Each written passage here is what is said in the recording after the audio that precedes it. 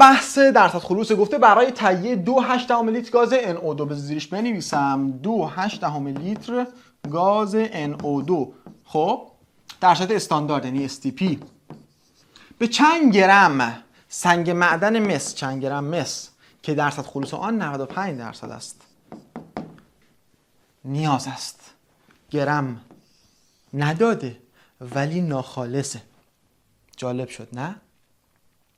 اینجا باید برعکس عمل کنیم. ببین ما یه فرمول داشتیم درصد خلوص میشه گرم خالص به گرم ناخالص ضرب در 100. درسته؟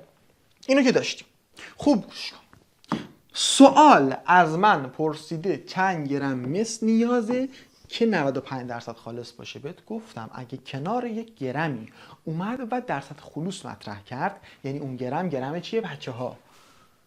ناخالصه. آها سوال از من گرم ناخالص مس خواسته یعنی اینو خواسته. آیا گرم خالصشو دارم؟ نه. ولی در عوضش از چیزی میتونم شروع کنم که خالصه و به گرم خالصش برسم. چرا؟ اینجا نگاه کن.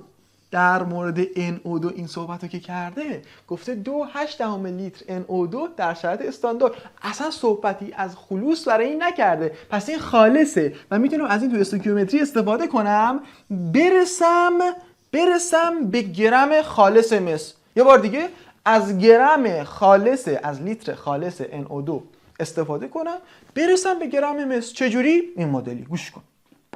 لیتر NO2 رو دارم چقدر بچه ها؟ 2.8 لیتر.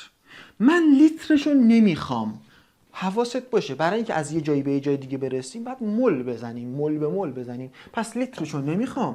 چیشو میخوام؟ مولشو میخوام. یک مولش چند لیتر بچه ها؟